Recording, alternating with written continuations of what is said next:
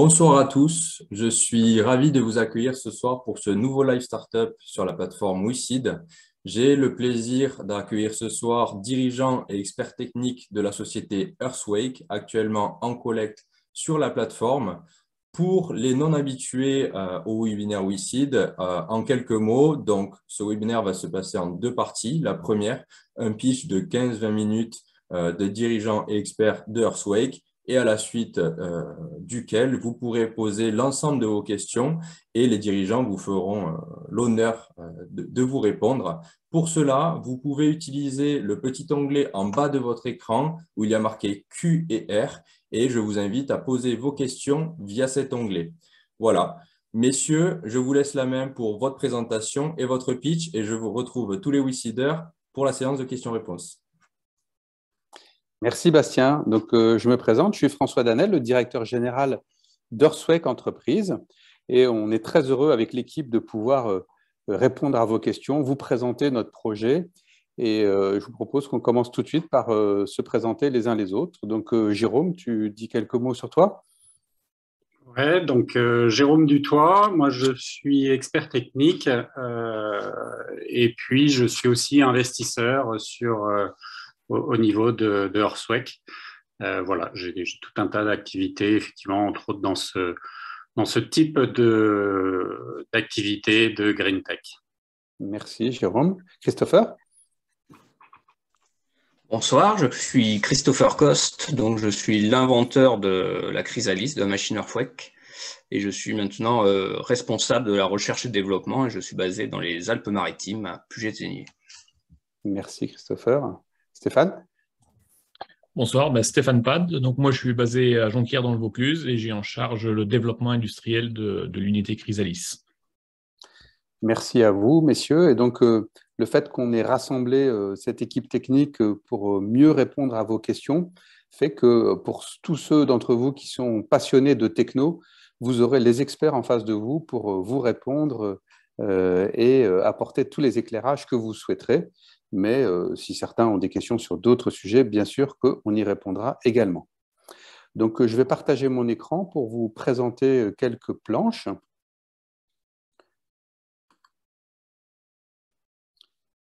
Mon écran est visible? Oui, c'est bon. OK. Donc, c'est parti pour une quinzaine de minutes pour vous résumer ce qu'est notre ambition chez Earthwake Entreprises. Cette ambition, elle se résume en une phrase: faire des déchets plastiques une source d'énergie. Donc, je parlerai à la fois de la mission et des défis, des problèmes français et mondiaux auxquels on veut apporter des solutions. On passera du temps sur la techno et puis on y reviendra tout à l'heure dans les questions-réponses. On parlera du marché, puis on parlera de la levée de fonds, puisque c'est bien ça qui vous intéresse aussi cet après-midi. Alors, sur la mission et les challenges, on a chez Earthwake résumé ça dans une phrase qui est de dépolluer la planète de ses déchets plastiques et créer une source d'énergie circulaire. Vous verrez tout à l'heure dans un autre schéma que notre vocation, elle va être de créer de l'énergie, mais elle pourrait aussi être de développer une matière qui va permettre de renforcer l'économie circulaire en Europe. Je ne vous en dis pas plus, mais j'en parlerai tout à l'heure. Alors, les deux problèmes majeurs auxquels on s'adresse, et qui sont des problèmes qui ne font que croître en ce moment, c'est d'abord le problème du déchet plastique, un problème monumental qui va s'aggraver dans les 30 ans qui viennent, avec, vous le verrez tout à l'heure, un petit schéma qu'on a dans notre présentation qui montre la progression de la production du plastique au niveau mondial. Cette courbe, elle est exponentielle, et qui dit production plastique, dit production de déchets plastiques. Il va bien falloir remédier à ce sujet majeur. Et chez Earthwake, on a une conviction super forte, c'est qu'il faut traiter le problème sur la Terre avant que ce plastique ne rejoigne les océans. Et pour ça, il faut qu'on donne la valeur à ce déchet, il faut qu'on trouve une manière de le valoriser, de le recycler. Et c'est ce qu'on a fait avec cette technologie de la pyrolyse dont on va parler dans un instant. Et puis, par la même occasion, on va répondre aussi à un problème d'accès à l'énergie. Il y a aujourd'hui 14% de la population qui n'a pas accès à l'énergie. Et il y a même eu un article récent qui montrait que la situation s'était fortement aggravée en Afrique avec plus de 300 millions d'habitants qui sont en dehors des réseaux d'électricité.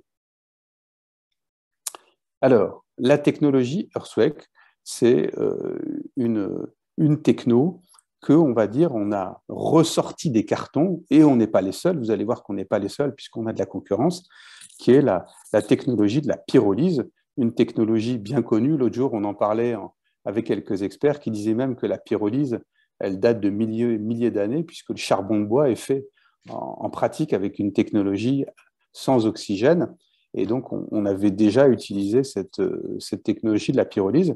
Mais nous, on s'est emparé de ce savoir pour l'adapter, le customiser, et vous allez voir qu'on en a fait un outil génial, une vraie solution pour la planète. Alors, ce qu'il faut avoir à l'esprit, c'est que on a travaillé évidemment sur plan, on a travaillé avec des petits prototypes, des prototypes de taille de plus en plus importante, mais le fait majeur aujourd'hui, c'est pour ça qu'il y a une photo sur la droite de votre écran, c'est que cette chrysalise, puisqu'on a appelé cette technologie de pyrolyse symboliquement la chrysalise, elle existe déjà, elle fonctionne et elle est sur notre site dans le Vaucluse, à côté d'Orange, où on a vraiment, en 9 mois, fait sortir de terre 4 conteneurs bourrés de techno et qui vont permettre de transformer ces déchets plastiques en énergie ou dans une matière qui va permettre à faire de l'économie circulaire. Sur la gauche de l'écran, vous avez un peu le cœur de la techno dont l'équipe pourra vous parler tout à l'heure, mais qui est la partie pyrolyse, c'est le conteneur numéro 2 dans notre série de conteneurs, puisqu'il y a 4 conteneurs dans une chrysalise, et c'est ce conteneur-là qui a la technologie de la pyrolyse et qui a vraiment fait l'objet de notre brevet, de l'invention mise en place par Christopher et passée à l'échelle par Stéphane Pad, et auquel vous pourrez poser des questions tout à l'heure. Mais en gros, si je simplifie, et je reprends la phrase que vous avez sur la gauche, la pyrolyse, ça consiste à chauffer le plastique sans oxygène à 450 degrés, et le plastique étant fait avec du pétrole, on casse les molécules de polymère qui reviennent à leur état d'origine, et ensuite, toute l'astuce va être de transformer, de faire des coupes qui vont donner des matières qui sont valorisables, qui sont utilisables, et c'est là que Christopher a mis au point un truc génial. Donc là, vous avez un zoom des 4 conteneurs, comme je vous le disais, le premier qui intègre en fait un processus de traitement de plastique en pyrolyse ou en recyclage chimique, si on veut un terme qui soit un peu plus global. Donc dans le conteneur numéro 1, vous avez le broyage. Dans le numéro 2, vous avez le cœur du système, la pyrolyse. Dans le numéro 3, vous avez le stockage des matières intermédiaires, et notamment le fameux stockage du gaz qui va permettre l'autonomie énergétique de la machine.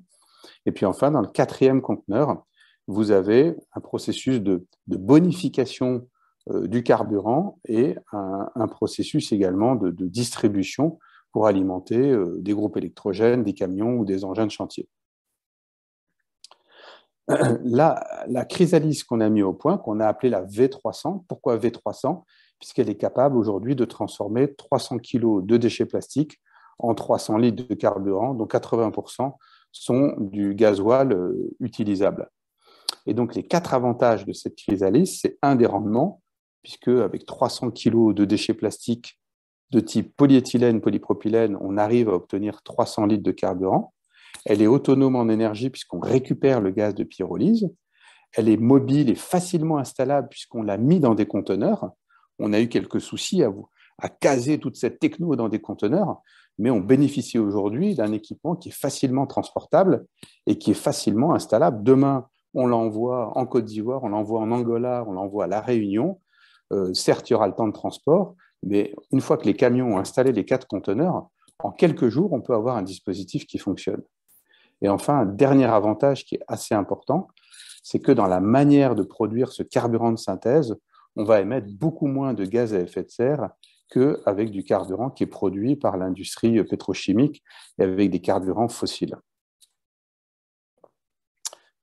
Un point qui est important, et on a eu plusieurs questions des WICIDers sur ce sujet, c'est qu'on a travaillé, et chez Earthquake, on a toujours travaillé comme ça, par étapes.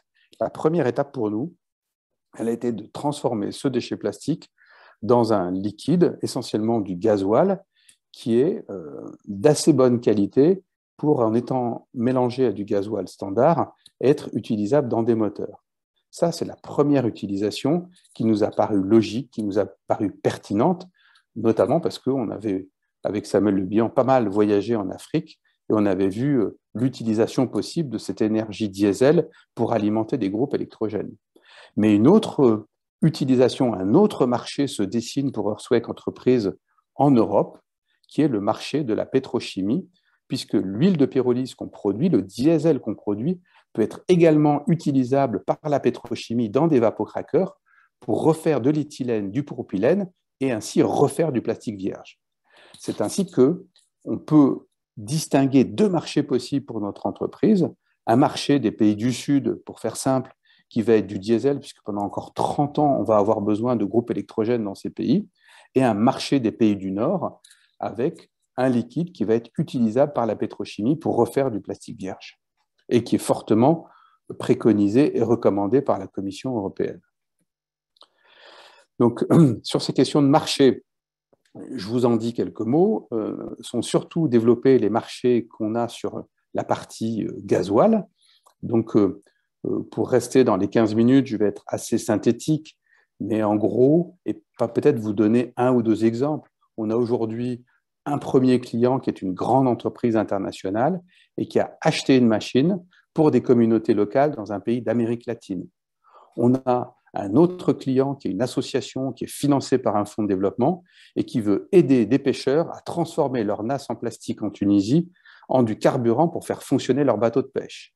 On a enfin un autre client qui est une communauté de communes en France, dans le sud-ouest, et qui a décidé de créer un territoire zéro déchet et pour la partie plastique, d'acquérir une chrysalise pour transformer les déchets plastiques auxquels ils font face.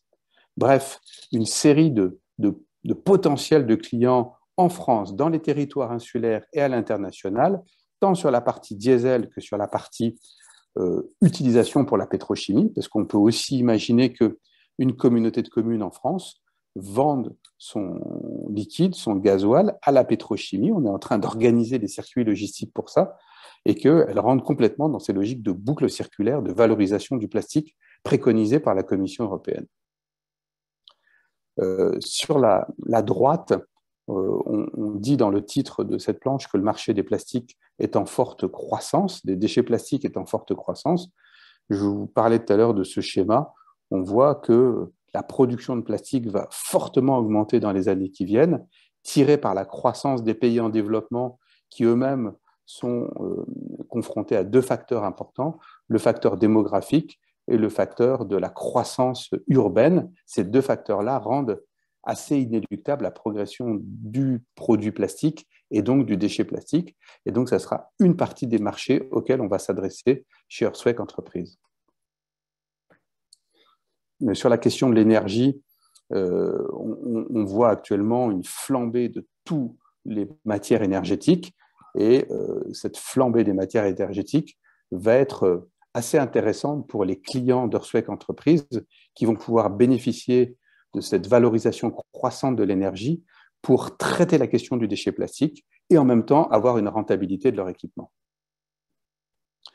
Je disais tout à l'heure qu'on a en quelque sorte ressuscité cette technologie de la pyrolyse, mais on n'est pas les seuls, puisque tant sur des unités industrielles avec des gros acteurs qui en Europe vont faire des dizaines de milliers de tonnes, ils vont utiliser cette technologie pareil pour refaire du plastique vierge. Donc, on ne s'est pas trompé sur la techno. Il y a bien une résurgence de cette techno qui a été mise au point pour faire face au gigantisme du problème des déchets plastiques. Puis on a également des concurrents sur des unités qui sont de plus petite taille, mais là on a un avantage technologique sur lesquels l'équipe technique pourra revenir tout à l'heure, qui est que produit un carburant de synthèse qui est de bien meilleure qualité que celle de nos concurrents qui sont sur des marchés de moyenne taille, on va dire. J'en viens à la levée de fonds pour vous dire deux choses. Vous dire que les prévisions de rentabilité de l'entreprise sont pas remises à très longtemps, puisqu'on a un équilibre d'exploitation qui est prévu à partir de 2024. Et la levée de fonds qu'on est en train d'activer aujourd'hui avec le partenaire WeSeed, dont vous êtes partie intégrante, si on peut dire, avec une LOI, une lettre d'intention de cet acteur principal d'Earthwake, qui est entre 300 000 et 500 000 euros. On a d'aujourd'hui une bonne remontée des WeSeeders qui marque un intérêt très important pour notre projet d'entreprise. Et donc, pour compléter ce dispositif, on souhaite atteindre 1 million d'euros pour cette année 2022, et puis en 2023, être sur une levée de fonds qui sera plutôt autour de 2 millions d'euros. Et ces deux levées de fonds vont servir à financer la R&D, l'outil de production, et enfin un renforcement des équipes et un renforcement commercial. Je pense que j'ai terminé cette présentation. J'ai essayé d'être le plus synthétique et dynamique possible pour laisser une part importante à vos questions et puis aussi à l'équipe Earthwake, que je ne sois pas le seul à m'exprimer dans ce webinaire. Merci de votre attention. Merci François pour cette présentation très synthétique, très pertinente. Donc comme François vient de le dire, donc on va passer à la séance de questions-réponses. Donc pour rappel, pour les WeSeeders qui n'étaient pas présents au tout début du webinaire, vous pouvez poser vos questions à François et aux autres experts techniques de Earthwake via le petit onglet qui se trouve en bas de votre écran, Q et R, et je me ferai le plaisir de les poser aux différentes personnes de ce live. Et donc, on a déjà eu plusieurs questions pendant la présentation. La première de Florian. Peut-on acquérir en tant qu'entreprise ou particulier l'unité Chrysalis 300? Bastien, je garde l'écran partagé ou je le départage? Vous pouvez le départager. D'accord. Donc, je reformule la question pour être sûr de l'avoir bien compris. C'est est-ce qu'une entreprise ou un particulier peut acquérir une Chrysalis? Oui. La réponse est oui sur le principe. Ensuite, je pencherai plutôt du côté de l'entreprise parce que c'est quand même un équipement semi-industriel, c'est un investissement important de plusieurs centaines de milliers d'euros. Et donc, je pense qu'il est plus à la portée des entreprises qu'à la portée des particuliers. J'ajouterais que les volumes de plastique nécessaires pour faire fonctionner la machine sont autour de 300 kg par jour. Ce n'est pas tellement dans la logique d'un particulier. Les particuliers auxquels on pourrait penser, et on a déjà eu des contacts, c'est plutôt avec des agriculteurs qui, eux, sont fortement émetteurs de plastique, notamment plastique de paillage ou plastique agricole, et eux seraient tentés, je pense, par l'acquisition d'une Chrysalis. Merci François. Deuxième question, donc le support a apparemment plu. Un investisseur demande est-ce que ce support d'explication sera disponible via la plateforme ou est-ce qu'on pourra avoir un document plus synthétique? Je pense qu'il pourrait être disponible, mais il me semble qu'il est très proche du document qui a été présenté sur WeSeed. Donc, en termes de granularité, de confidentialité d'information, je ne vois pas de souci à le partager avec les investisseurs de WeSeed. Parfait. Donc, on se chargera de le récupérer et de le diffuser sur la plateforme. D'accord. Nouvelle question. Combien coûte la Chrysalis? Alors, la Chrysalis coûte, donc il y a deux niveaux. Les investisseurs que vous êtes sont sensibilisés à ça. Il y a bien une logique de coût de revient et une logique de prix de vente pour que une marge opérationnelle se dessine pour l'entreprise et permette son développement. Donc, aujourd'hui, on a un coût de revient qui se situe entre 430 et 450 000 euros. Et donc, un prix de vente qui a évolué dans le temps et qui est plutôt aujourd'hui autour de 600 000 euros. Et je vais passer la parole à Stéphane Pad, qui va nous dire en quelques mots pourquoi on a été confronté à des questions d'augmentation de coût de revient. On n'est pas les seuls sur Terre, mais peut-être quelques exemples ou quelques tendances, Stéphane.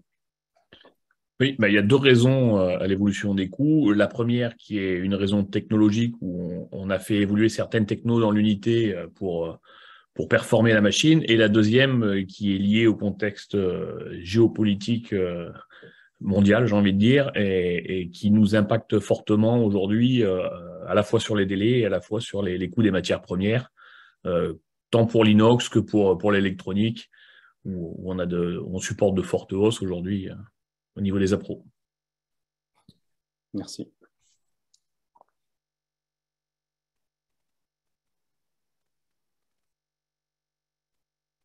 Nouvelle question. Donc, quand est-ce que la machine sera prête pour la commercialisation?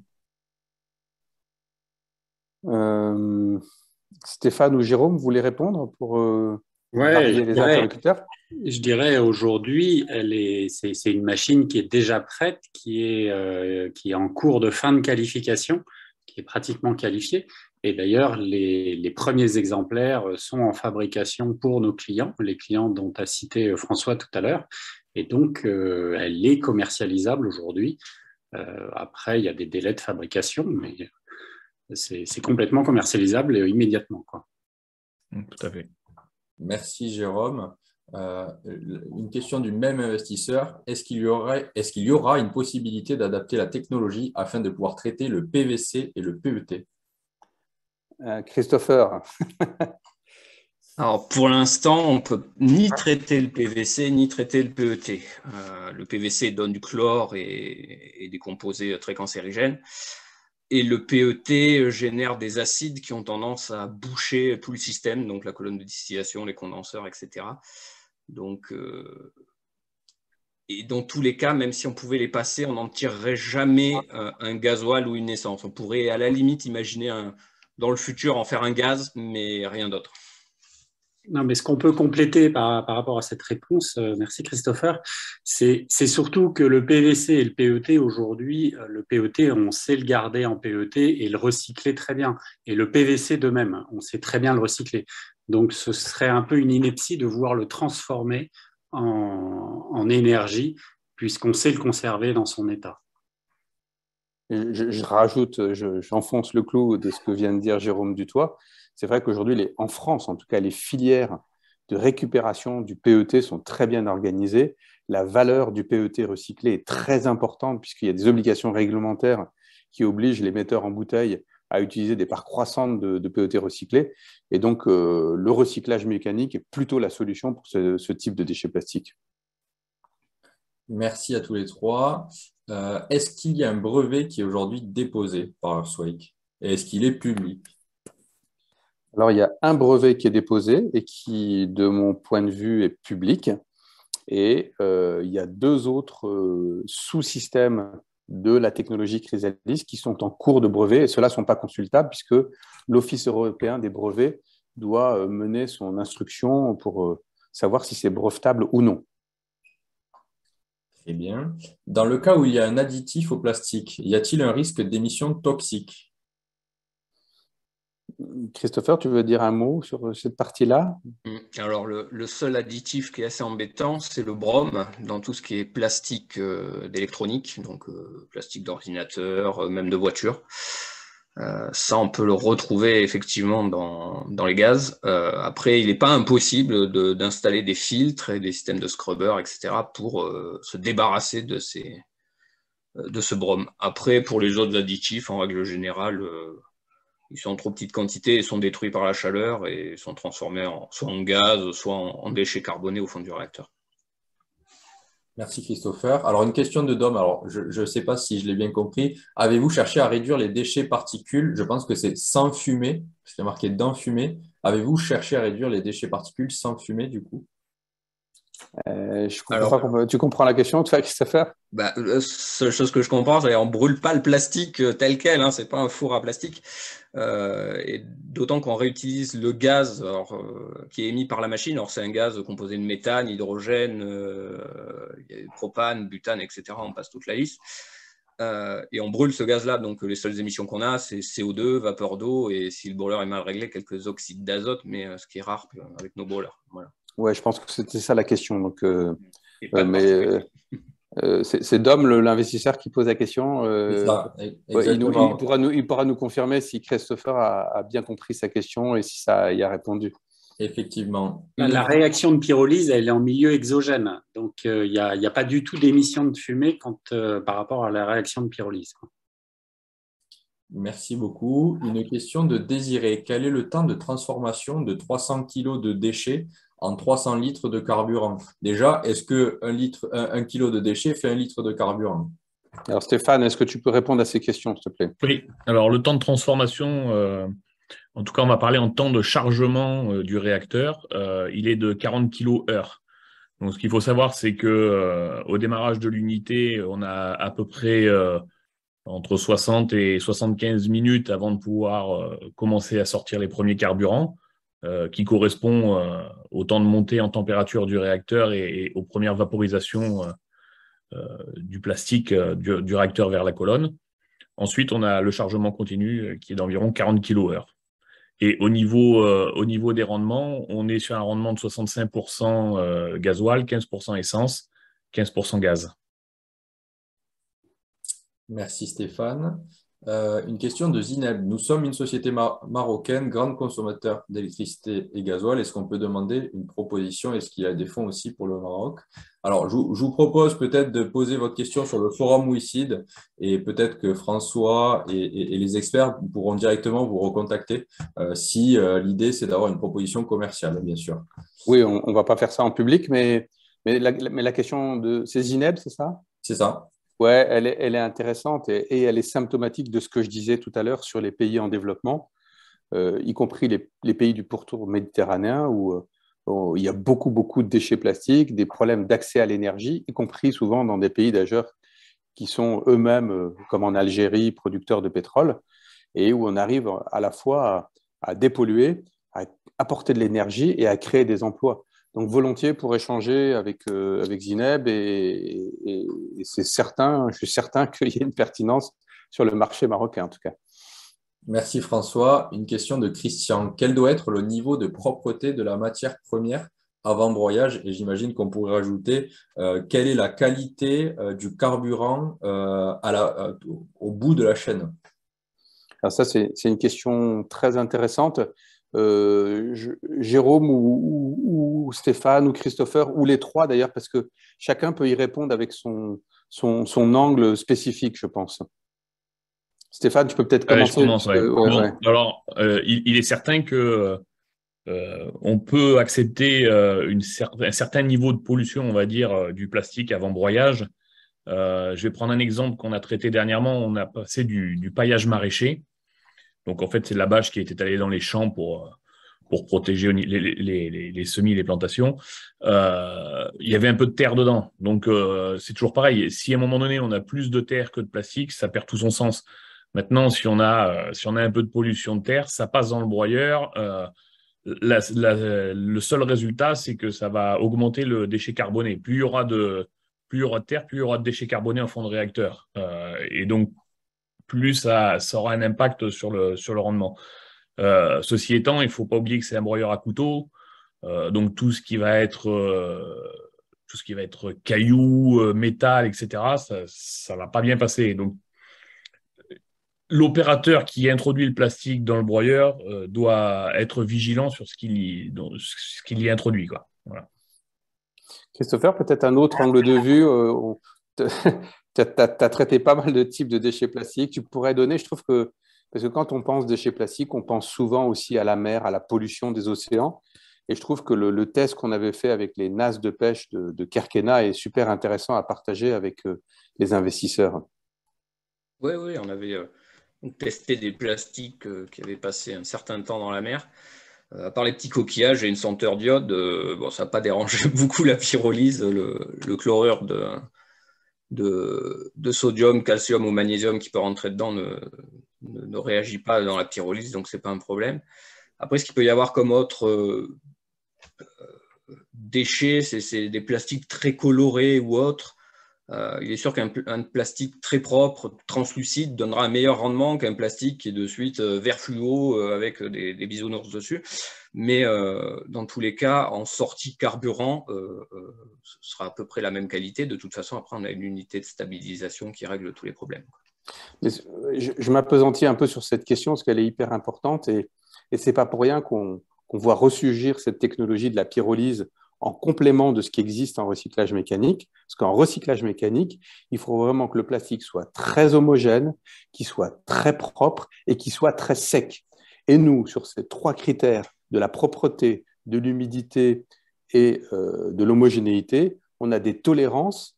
On ne peut pas faire n'importe quoi, c'est ce que viennent dire les experts, mais on a des tolérances qui sont bien supérieures à celles du recyclage mécanique.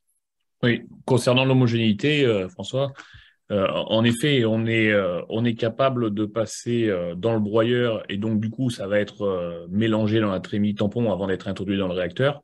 Du PE, du PP, HD, LD, quelle que soit la proportion de mélange. Il n'y a pas d'impératif à trier les plastiques avant de les introduire. Tout peut être mélangé. De toute façon, à partir du moment où c'est un polymère qui est accepté par la réaction, il n'y a pas de proportion à respecter. Merci à tous. Une question de Yann et qui est très important pour un investisseur.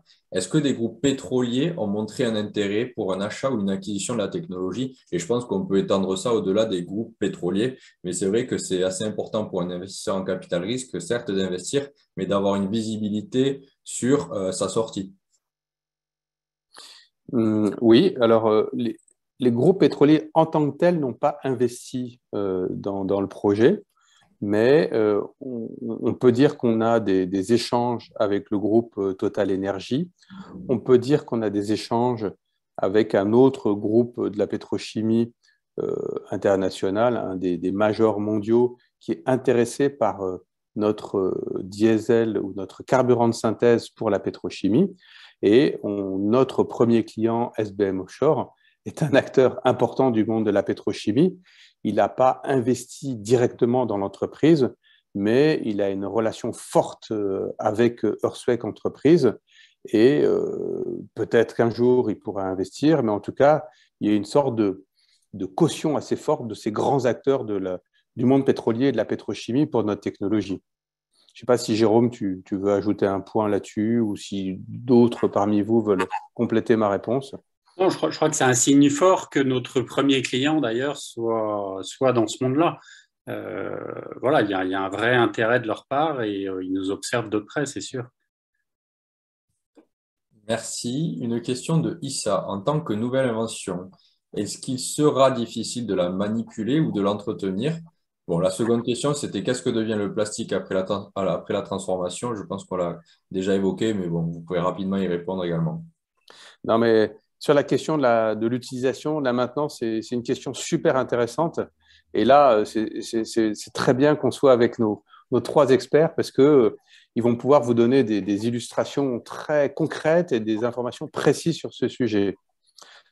Et peut-être que je commencerai pour dire qu'on a pas mal évolué sur cet angle-là, puisqu'on est passé d'un premier projet ou d'un idéal au début de ce qu'on a voulu créer autour de la pyrolyse, qui était d'avoir une technologie qui soit très facile à construire, très peu coûteuse, très diffusée dans des endroits très nombreux autour de la Terre. Et je pense que c'était pas une chose très concrète et très réaliste, puisqu'on est vraiment rentré dans une ère industrielle, une technologie qui comporte des risques à cause du gaz, à cause de l'essence, à cause de l'inflammabilité, et qu'il faut l'entourer des précautions majeures. Et donc, Christopher a vécu cette évolution, puisque au début, on avait un prototype qui était assez simple, et on a été amené à le renforcer, le sécuriser, le professionnaliser. Et Stéphane, je te passe la parole pour peut-être que tu parles à la fois du niveau qu'il faut pour piloter la machine, que tu parles de la maintenance et que tu parles d'un point qu'on ne met pas beaucoup en exergue dans nos présentations, et toute la partie soft et intelligence de la machine autour du hardware. Oui, alors, pour pouvoir conduire la machine, il faut 2 personnes. Une première personne qui a un niveau de conducteur de ligne ou pilote de ligne, on va dire,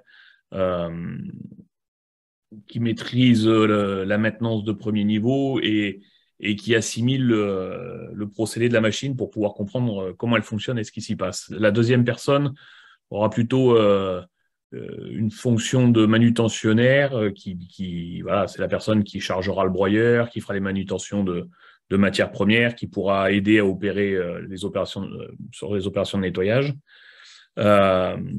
Ensuite, au niveau de la maintenance, on met en place un système de maintenance, enfin de communication 4.0, c'est-à-dire que chaque sous-ensemble est équipé d'un QR code. Au niveau de l'unité, on a des tablettes on peut opérer depuis des smartphones également, mais il suffit de scanner les QR codes et en fonction du niveau d'habilitation, que ce soit opérateur, maintenancier ou responsable de site, on a accès aux différents documents techniques, on va dire, et aux différents modes opératoires d'utilisation ou de maintenance.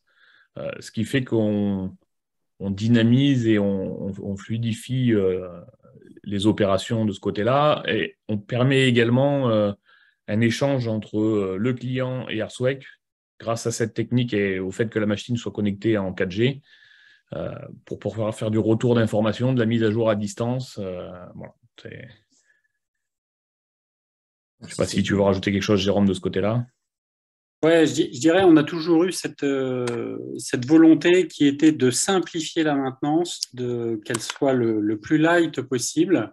Et du coup, dans toute la fabrication, dans toute l'industrialisation de la machine, systématiquement, il y a eu cette réflexion de limiter la maintenance au maximum et qu'elle soit le plus light possible pour nos clients, quoi. Voilà, ce qu'il faut savoir, c'est que toute la conduite de la machine se fait depuis une supervision centralisée. C'est-à-dire que dans le conteneur numéro 2, dans lequel il y a la partie process, il y a un local qui est dit local de pilotage, d'où le conducteur de ligne peut agir sur toute l'unité en un point donné, quoi. Donc, il y a un écran de supervision, c'est assez convivial, c'est assez simple. Après, le process est géré en automatique et piloté par la machine elle-même, quoi. Et du coup, comme tu le disais aussi, c'est avec la 4G, en fait, on a un moyen de pouvoir rentrer dans la machine et de faire de la recherche de panne et de la détection de panne. Diagnostic à distance. À l'autre bout du monde et que lui puisse intervenir pour résoudre ses problèmes. Bon, on a répondu très longuement, Bastien, à la question d'Issa. C'est très bien. Mais Issa avait une autre branche dans cette question que j'ai oubliée. Non, c'était de savoir ce que devenait le plastique. Oui. Donc, comme on l'a expliqué, voilà, le plastique, une fois pyrolysé, une fois passé dans le process, devient à la fois du gasoil, de l'essence et du gaz. Alors, une question de Simon, qui est assez complexe. Pour un investisseur, à combien évaluez-vous le ROI? Donc, c'est vrai que c'est assez difficile de l'estimer comme ça.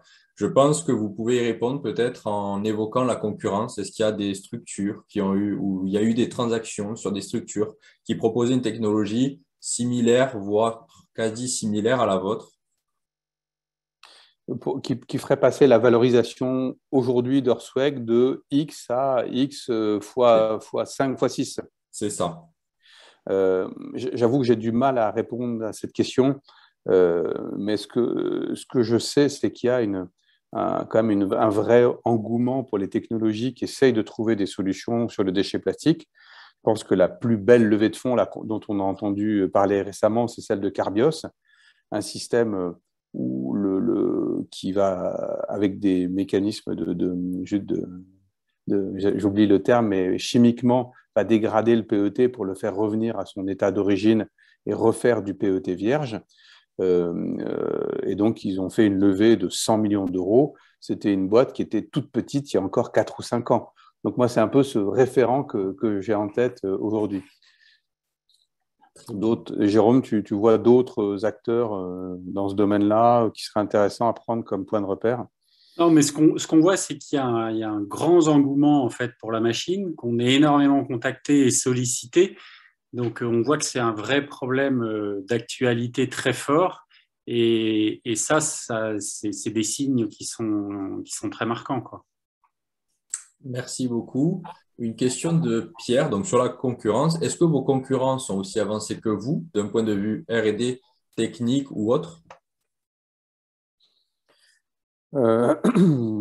C'est difficile d'avoir de l'information très détaillée sur la concurrence, mais je ne sais pas si Christopher ou Stéphane ou Jérôme voulaient… en tout cas, les acteurs, moi, ce que je vois, c'est que sur les acteurs industriels qui sont sur des usines de centaines de millions d'euros et qui vont traiter 30 à 40 000 tonnes de déchets plastiques par an, ils ont des gros moyens, mais on sait aussi par nos experts, nos bureaux d'études, que les grandes tailles ne sont pas forcément des choses simples à gérer en matière de pyrolyse.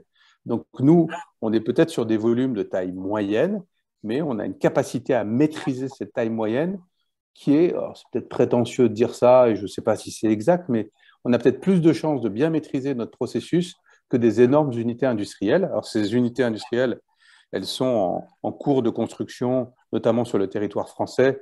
Et je ne pense pas qu'il y ait aujourd'hui de production industrielle d'huile de pyrolyse à l'échelle de milliers de tonnes par an. Et donc, on verra dans les années qui viennent ou dans les mois qui viennent comment le match va s'opérer. Stéphane ou Christopher, ou Jérôme, vous voulez ajouter un point là-dessus? Après, au niveau de la concurrence, comme tu l'as dit tout à l'heure, on n'est pas les premiers ni les seuls à opérer la pyrolyse. Par contre, ce qu'on sait, c'est que on est les seuls à avoir un carburant de la qualité dont on arrive à obtenir à partir des polymères, quoi. Nos concurrents, certes, font de la pyrolyse, sortent des huiles de pyrolyse, mais on est les seuls à pouvoir sortir un carburant de la qualité de celui qu'on a, quoi.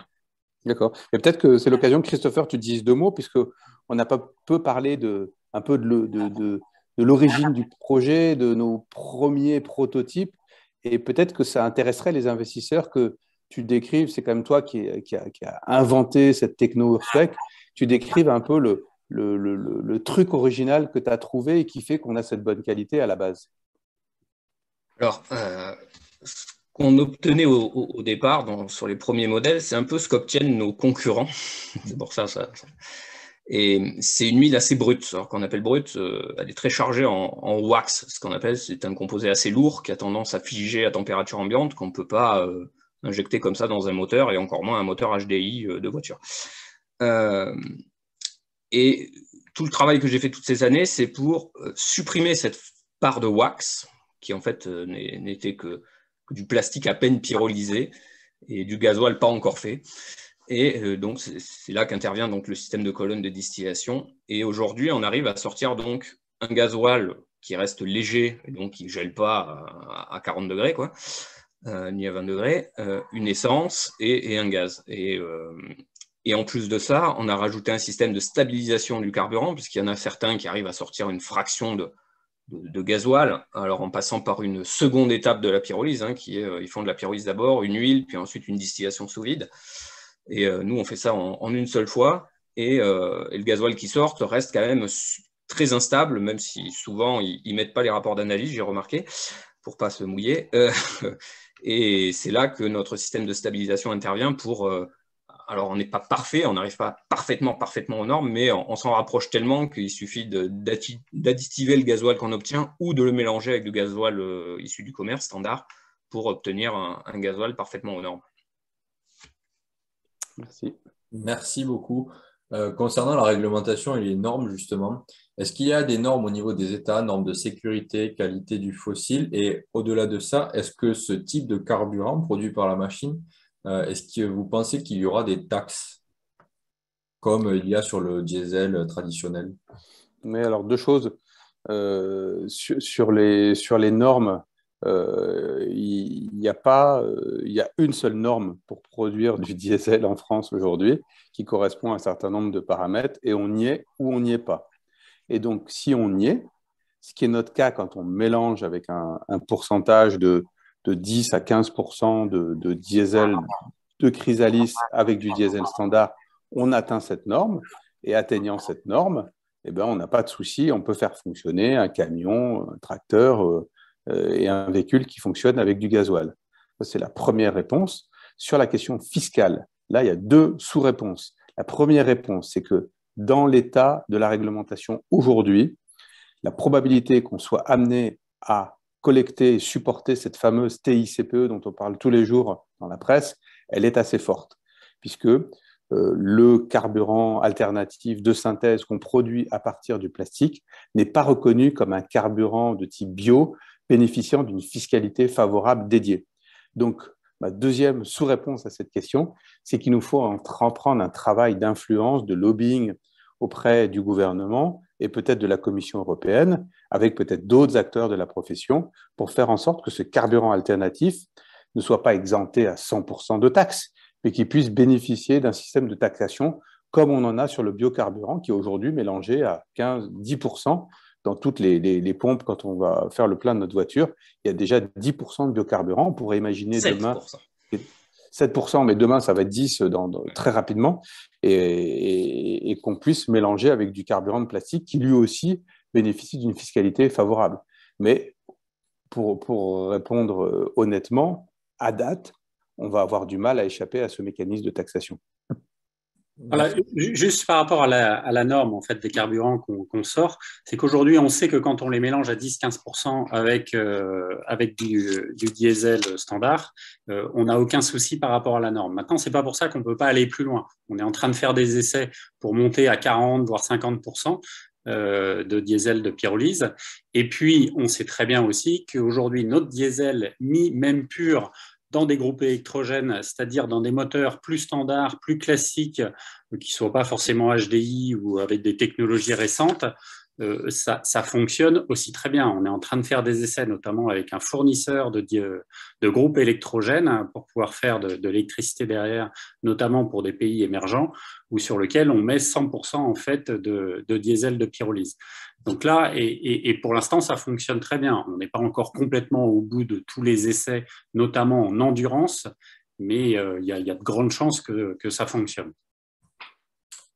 Merci beaucoup. Une question sur la chrysalise. Aujourd'hui, les pièces pour la fabrication de votre machine sont-elles françaises? On parle de pièces mécaniques, électroniques. Est-ce que c'est français ou est-ce que c'est importé? Stéphane, tu peux répondre à ces questions puisque c'est toi qui es le plus confronté à nos fournisseurs et tu connais le détail des provenances des sous-ensembles. C'est ça. Donc, nous, à l'atelier de fabrication, on s'attache à donner la priorité locale, que ce soit en termes d'approvisionnement ou de sous-traitance, nationale, ensuite européenne. Mais maintenant, il ne faut pas se mentir. On sait très bien que certains composants arrivent d'Asie, hein, tout ce qui est composants électroniques, automatisme ou autre. Ils arrivent d'Asie. D'ailleurs, on en a fait un peu les frais ces derniers temps parce qu'on a eu pas mal de difficultés à avoir des délais convenables. Mais quoi qu'il en soit, on priorise le local, le national, l'européen, dans tous les cas. Voilà. Et maintenant, il est évident que certains composants, on ne pourra jamais les avoir de fabrication française, quoi. Mais si on raisonne en pourcentage, Stéphane, on est autour de 90% qui sont d'origine française ou européenne. Hein. Oui. Très bien. Quelle est la place de la chrysalise dans un contexte où les plastiques de bonne qualité sont recyclés en priorité? N'y a-t-il pas une concurrence qui pénalise la chrysalise? Ça, c'est une question très intéressante. Et effectivement, on nous dit ça souvent. Et puis, quand on regarde la réalité des prospects, des clients avec qui on discute, eh bien, comme par hasard, ils ont des gisements de matières plastiques à foison pour lesquels ils sont obligés de payer pour s'en débarrasser. Et ils seraient ravis de pouvoir les recycler avec notre technologie. Donc, il y a vraiment deux perceptions sur ce sujet. Et je ne sais pas, Jérôme ou Stéphane, vous pouvez donner des exemples, ou Christopher, très concrets de personnes avec qui on discute et qui, eux, ont des gisements de plastique à foison. Et ces gisements ne vont pas aujourd'hui dans le recyclage mécanique, quoi.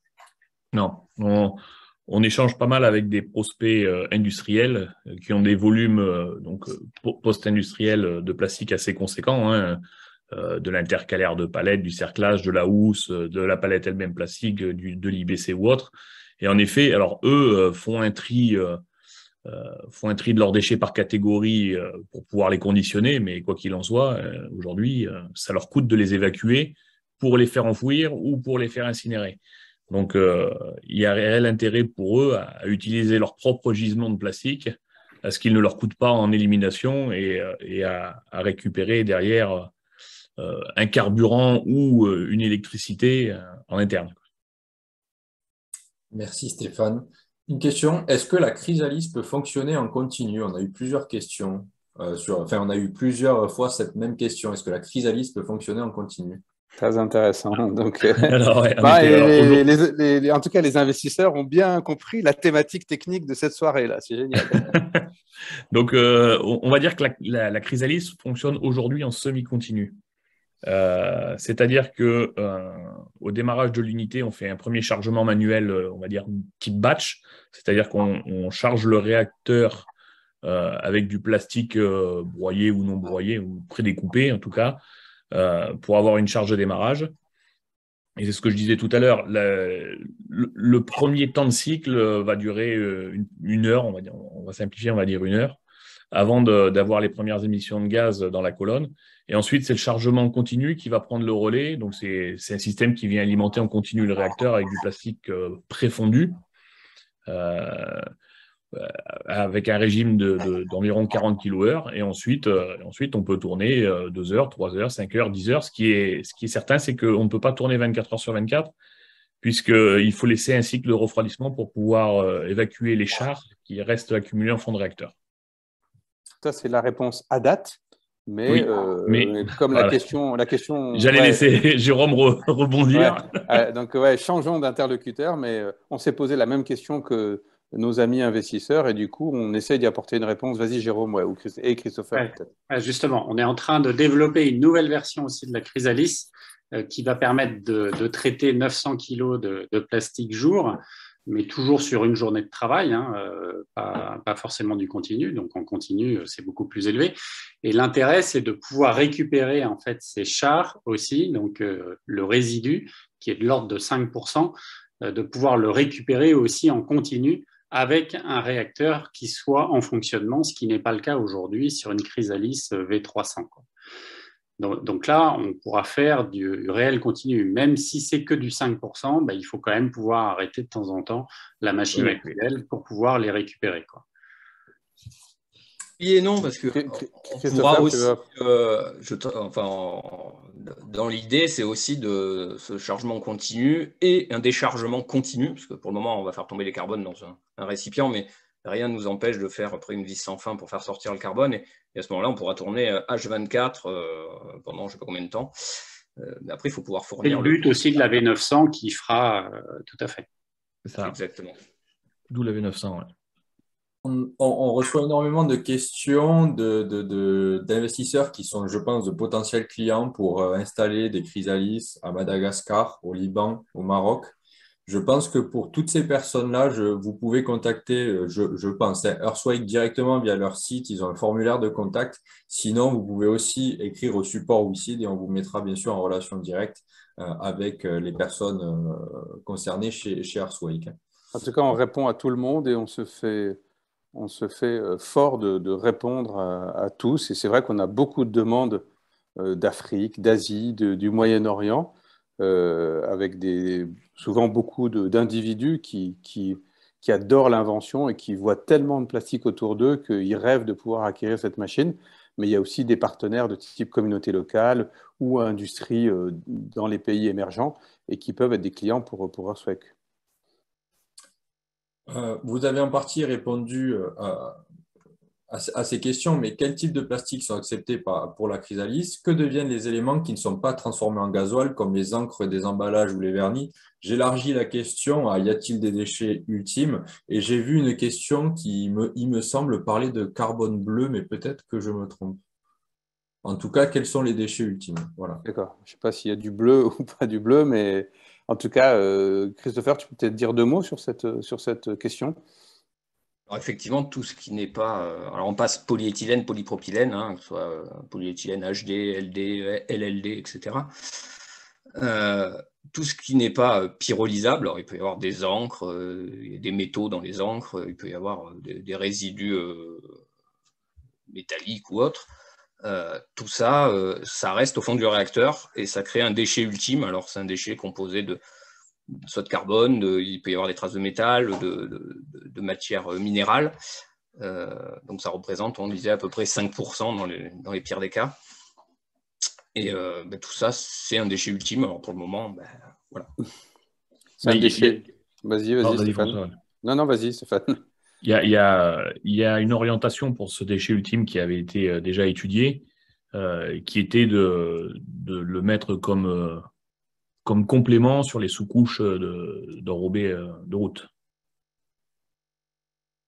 Ouais, donc, ce n'est pas forcément un déchet, ça peut être aussi une matière valorisable. C'est ça. Donc, vous avez évoqué le fait qu'il fallait mélanger le diesel en sortie avec du diesel propre, entre guillemets. Plusieurs investisseurs nous demandent quelle est la proportion à prendre en compte, donc que ce soit pour nos véhicules particuliers ou pour des véhicules agricoles. Quelle est cette proportion? Alors, aujourd'hui, elle est de 10%. Alors, il faut voir qu'on est à 10% parce qu'on s'était basé sur une norme gasoil hiver. Et la norme gasoil hiver est assez contraignante sur le point de froid. Notre gasoil peut avoir tendance, surtout si on utilise du polyéthylène à haute densité, par exemple, à pas avoir un point froid très intéressant. Donc, en fait, on s'était tiré une balle dans le pied parce qu'on a pris l'exemple pire, mais on s'est dit, voilà, on se lance sur le pire des trucs, et si on y arrive déjà, c'est pas mal. Donc, maintenant, on est en train de faire des tests pour monter à 40-50%. Si on passe en plus sur une norme été, par exemple, ou une norme tropicale ou d'un pays un peu plus chaud, je pense qu'on pourra monter bien au-delà. Alors, on n'a pas de réponse pour l'instant, mais 10%, voilà, c'est vraiment, on avait pris des sécurités et on avait vu le pire du pire, quoi. Et donc, ce n'était pas du carbone bleu, mais le noir de carbone. Ah oui, le noir de carbone. Ouais, alors, le noir de carbone, il y a un peu trop de choses avec. C'est pas du noir de carbone pur, quoi. Oui, mais la question d'investisseur est intéressante puisqu'effectivement, le noir de carbone pur, quand il n'a pas d'autres composants, est une matière qui a une forte valeur commerciale et qui pourrait être un accélérateur de rentabilité de la chrysalide. Mais comme tu le dis, Christopher, il y a trop d'éléments qui viennent s'ajouter à ce black carbone là, qui fait qu'on ne peut pas le vendre en tant que tel, quoi. Non, il faudrait le raffiner, mais je n'ai pas d'idée comment. Et ces déchets, ce qui sont dangereux, alors la question c'est ces déchets ultimes sont-ils dangereux ou non? Et je pense que c'est selon la norme EU, type mâche-fer ou réfium. Bon. Je ne connais pas ces normes. Moi non plus, je ne peux pas répondre à cette question-là, mais a priori, ce n'est pas des déchets dangereux, mais il est vrai qu'aujourd'hui, on n'a pas un recul non plus phénoménal avec des centaines de milliers d'heures de fonctionnement de la machine et des analyses, parce que les déchets finaux vont dépendre des intrants qu'on a mis dans la machine. Et donc, on va avoir besoin d'un peu de recul pour vraiment répondre d'une manière détaillée et pertinente à cette question. Très bien. Une question qui est très pertinente, je trouve. Si les moteurs thermiques sont interdits en 2035, donc c'est la vente de véhicules neufs avec des moteurs thermiques, qu'en sera-t-il de l'utilisation du diesel de pyrolyse? Alors, du coup, je vais répondre dans un premier temps et réinsister sur une partie de ma présentation. Et puis, si Jérôme, tu veux la compléter sur l'aspect purement diesel, tu es le bienvenu. Mais c'est fort de ce constat qu'on a vraiment segmenté nos marchés, avec d'un côté le marché européen, je ne parle pas de demain matin, mais je parle de la vision à 3 ans, 5 ans, 10 ans, va être de fournir de l'huile de pyrolyse pour la pétrochimie, pour refaire du plastique vierge.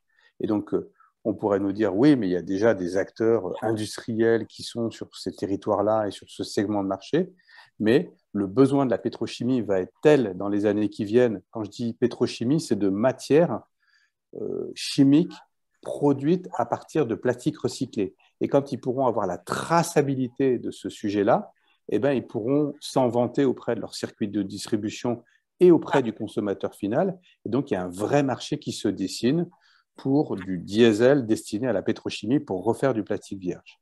Maintenant, sur la partie des moteurs, peut-être que quelqu'un de l'équipe ou Jérôme, tu peux répondre sur cette partie-là. Ouais. Ce qu'on peut rajouter, effectivement, en 2035, l'Union européenne va interdire la fabrication de véhicules diesel, enfin au moins de véhicules de tourisme diesel. N'empêche qu'il y a quand même plein d'autres applications aujourd'hui pour utiliser ce diesel. Et puis, c'est pas pour ça que le parc automobile va complètement disparaître en 2035 avec des moteurs thermiques. Donc, il y en aura encore besoin pendant un certain nombre d'années. Mais de toute façon, le diesel est quand même utilisé dans tout un tas d'applications diverses et variées, et même groupes électrogènes et autres, même si ça aura tendance à disparaître petit à petit. Après, en 2035, ne seront pas interdits les camions, les tracteurs, les moissonneuses-batteuses, les chargeuses, les pelleteuses, et tout ça, ça fonctionne au diesel. Et avant que ça passe à l'électrique, il y a encore un peu de chemin à faire. Merci. Alors, il y a énormément de questions sur vos capacités de production et sur vos délais, surtout de livraison. Aujourd'hui, quelle est votre capacité de production et combien vous faut-il de temps pour produire une unité? Stéphane, tu veux répondre là-dessus?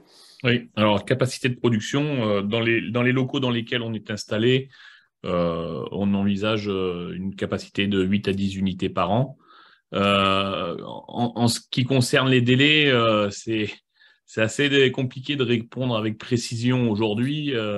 Il y a 1 an et demi, on était sur 4 mois de délai de fabrication pour une unité. Aujourd'hui, ce que je disais tout à l'heure, quand on voit les complexités pour approvisionner certains composants ou certaines matières, même si on espère que ça finisse par se calmer, on est plutôt sur une moyenne de 7 mois aujourd'hui pour sortir une unité d'atelier. D'accord, merci. Oui, maintenant, on n'est pas à l'abri enfin, on pourrait très bien approvisionner certains équipements critiques Bien sûr. en avance des commandes pour limiter au maximum en fait ces délais de fabrication. Et il y a une autre, on est en train de réfléchir aussi à une autre stratégie de production qui est le licensing et du coup d'avoir des intégrateurs qui sont aujourd'hui, qui sont en général des gros chaudronniers ou vraiment des spécialistes en fait de ce type de machine, enfin de machine, d'unités en fait de fabrication et qui ont des capacités aujourd'hui, qui ont des capacités de fabrication beaucoup plus importantes que nous et qui permettraient de déployer de manière massive la chrysalise dans le monde entier, quoi. Quitte à avoir des intégrateurs sur les lieux où la chrysalise sera utilisée, quoi. Merci. Alors, on a des investisseurs qui sont en demande peut-être d'une journée porte ouverte où ils pourraient venir voir cette machine. Donc, c'est une idée que je vous souffle peut-être pour la rentrée.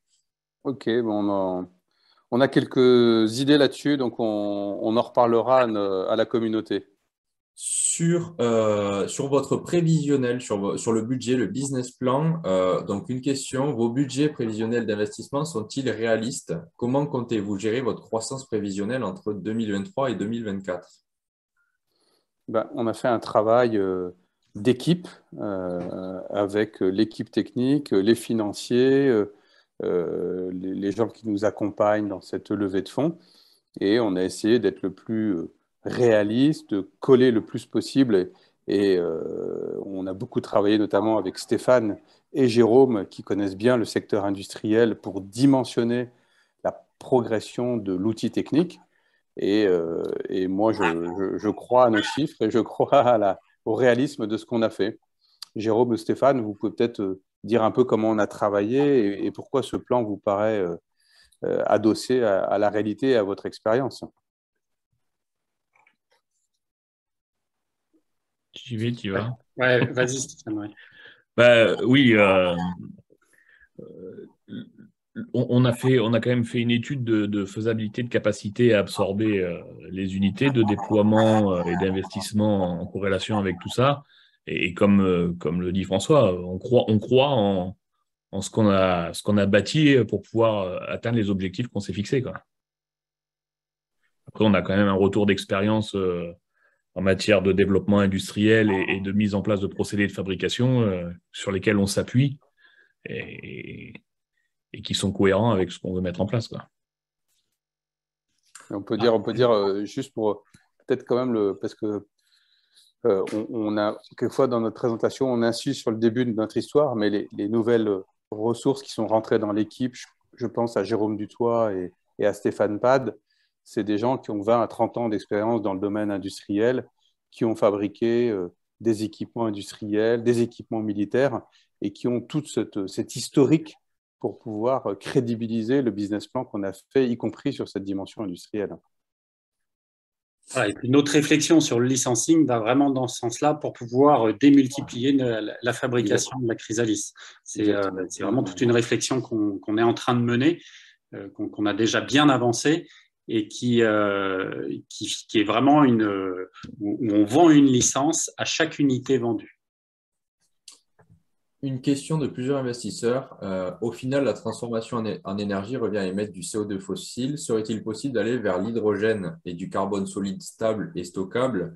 Et je couple ça avec une autre question. Comment envisagez-vous à plus long terme la transformation de plastique en hydrogène? Et notamment, cet investisseur évoque la technologie de la startup Powerhouse Energy au Royaume-Uni qui transforme les pneus usagés en plastique non recyclable en hydrogène. D'accord. Je connais pas cette start-up, mais en tout cas, la question de la transformation du plastique tout hydrogène, comme on dit dans le métier, elle n'est pas neuve pour nous. On n'a pas dit qu'on ferait ça demain matin, mais peut-être que quelqu'un dans l'équipe, et notamment Christopher, tu peux peut-être développer un peu les possibilités en termes, en tout cas, de recherche qu'on pourrait avoir sur cette évolution.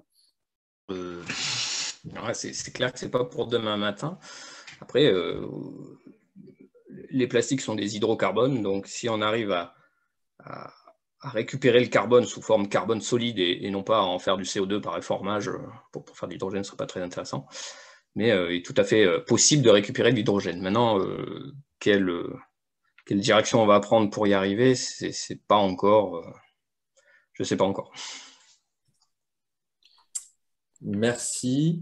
Juste peut-être deux points complémentaires par rapport à ça. On a déjà une part d'hydrogène significative dans le gaz de pyrolyse. 10%.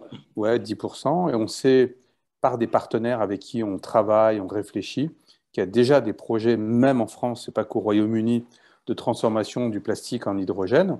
Et donc, on n'a pas voulu s'attaquer à ce sujet pour être focus sur nos priorités, nos étapes et bien réussir ce qu'on fait. Mais c'est clairement une perspective qu'on va étudier dans les années qui viennent. Merci beaucoup. Alors, une question très précise. Bonjour, pouvez-vous préciser l'utilisation de l'huile pour la production de nouveaux plastiques? Car les vapocrackers utilisent plutôt des coupes naphtha alors que vous parlez d'une qualité diesel. Pouvez-vous clarifier? Là, on a affaire à un expert qui a raison, mais heureusement, il n'a pas 100% raison. Donc, c'est-à-dire qu'il y a aujourd'hui des vapocrackers. Ça m'ennuie de citer la compagnie qui utilise ce vapocracker puisqu'on n'a pas été suffisamment loin dans les négociations avec eux. Mais j'ai la certitude par plusieurs sources qu'il existe au moins un vapocracker en France qui utilise des charges lourdes. Et j'ai l'impression que notre investisseur connaît très bien ces sujets et que ça représente, on a même des datas là-dessus, 1/6 des sources chimiques pour produire de l'éthylène et du propylène en France. Ça, c'est la première partie de la réponse. La deuxième partie de la réponse, c'est qu'il est vrai qu'une majorité de vapocrackers fonctionnent avec des charges plus légères, et notamment avec du naphtha. Et on est actuellement sur un projet de recherche en cours qu'on va soumettre à la Commission européenne pour augmenter la part de naphtha dans la production de nos liquides en fin de pyrolyse. Et justement, pour élargir le champ des possibles et des vapocrackers à qui on pourrait envoyer notre matière liquide. Une autre question donc d'un investisseur. Ne craignez-vous pas que votre technologie soit rapidement copiée par la concurrence? Stéphane ou Jérôme? Oui, c'est bien pour ça qu'on se protège, notamment avec des brevets, et que aussi le principe du licensing que j'ai déjà évoqué nous permette de se protéger, quoi. Mais après, bon, c'est sûr que ça peut toujours être possible. Faut pas se leurrer, quoi. Et c'est quelque chose qu'on regarde de près, quoi. Merci. Peut-être un point quand même, c'est que sur ces affaires de pyrolyse, il y a beaucoup de choses qui se jouent aussi dans la pratique, dans les astuces, dans les manières de faire. Et pour diffuser et accélérer la technologie dans le sens de ce que disait Jérôme à l'instant du licensing, on a, avec l'expérience qu'on acquiert, et Christopher en sait quelque chose aussi, une part de manière de faire qui n'est pas forcément dans les bouquins, qui n'est pas forcément dans les brevets, et qui va être une manière aussi de se protéger. Ça, c'est la première chose. Et puis la deuxième chose, c'est assez classique comme réponse, c'est que ça sera aussi notre objectif que d'avoir en permanence un coup d'avance de la R&D dont on fera bénéficier à nos clients et dont on ne disposerait pas d'éventuels copieurs. Oui, et puis dans la copie, il n'y a pas de limite, mais on fait aussi en sorte de protéger toute notre partie soft. Euh, Enfin, oui, de la protéger, de la maîtriser. Après, copier des éléments chaudronnés, tuyautés ou autres, bah, c'est toujours assez simple.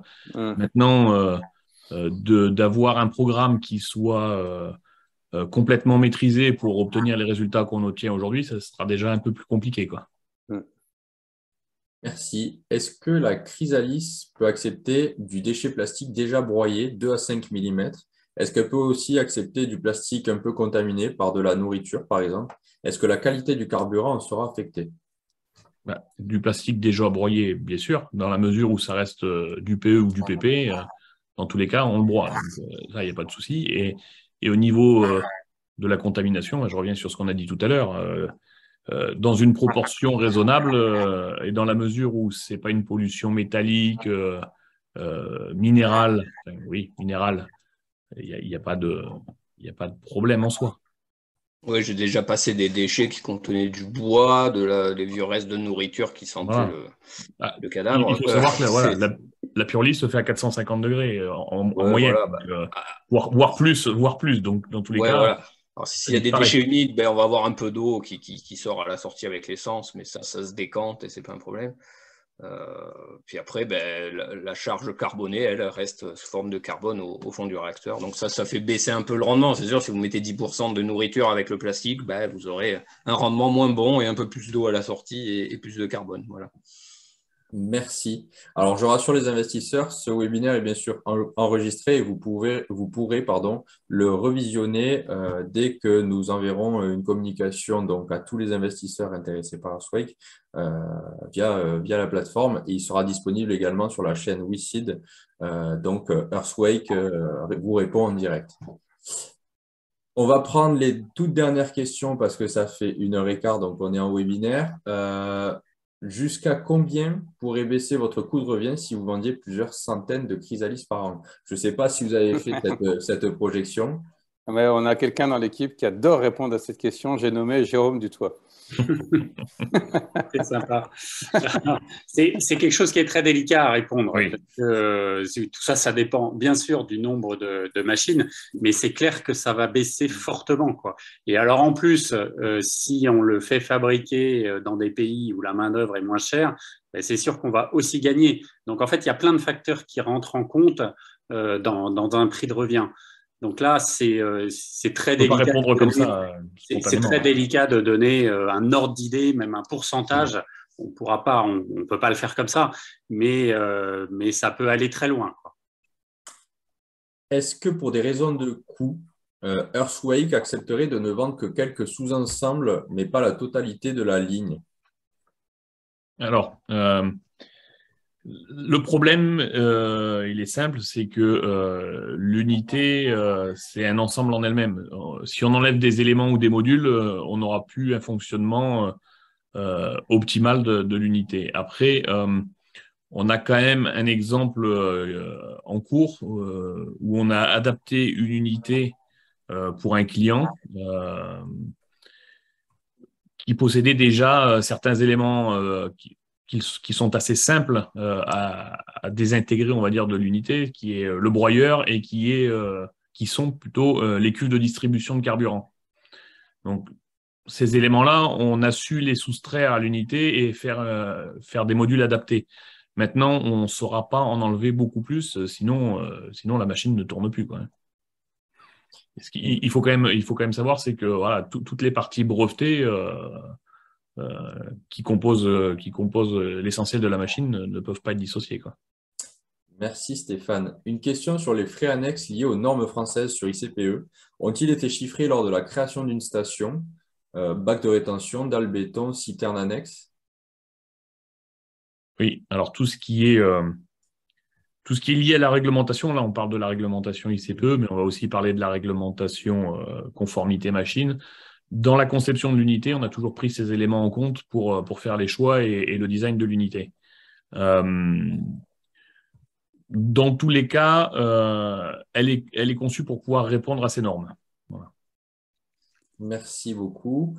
Est-ce qu'il existe des financements, par exemple du LOA, ou est-ce que des subventions sont attribuables pour les clients de Earthquake qui souhaiteraient acheter la Chrysalis?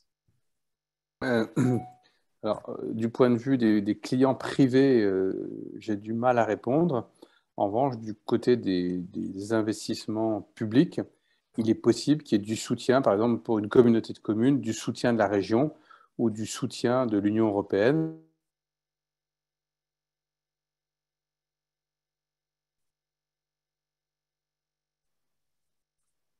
De ces entités publiques-là, région et Union européenne.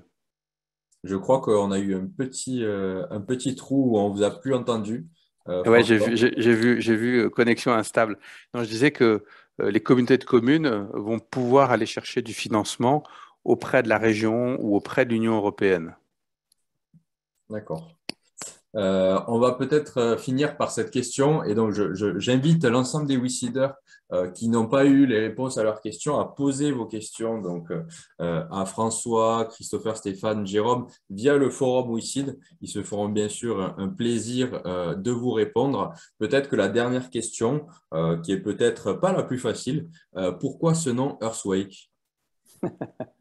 Ça, c'est notre fondateur Samuel Le Bihan qui l'a trouvé. J'avoue que c'est son idée à lui et qu'elle lui revient pleinement. Mais moi, je l'aime beaucoup parce que le réveil de la Terre, il est aussi symbolique que notre nom Chrysalis, qui est d'avoir une Terre qui se réveille pour lutter contre ses déchets plastiques et qui arrive à les transformer en source d'énergie. Donc, on aime bien Earthquake et on s'y retrouve, surtout avec son petit logo planétaire.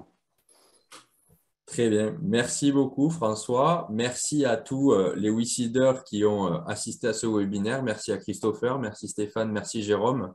Donc, c'était un webinaire très complet, énormément de questions.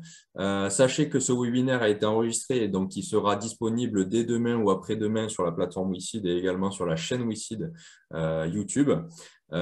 Pour toutes les personnes qui ont encore des questions ou alors qui avaient des questions qu'ils ont posées et que je n'ai pas pu poser par manque de temps, je vous invite à les poser à François et aux autres experts directement sur le forum WeSeed. Sinon, moi, je les ai enregistrés dans tous les cas et on verra si un second live ou un autre format pourra être envisagé dès la rentrée en septembre, comme la journée porte ouverte.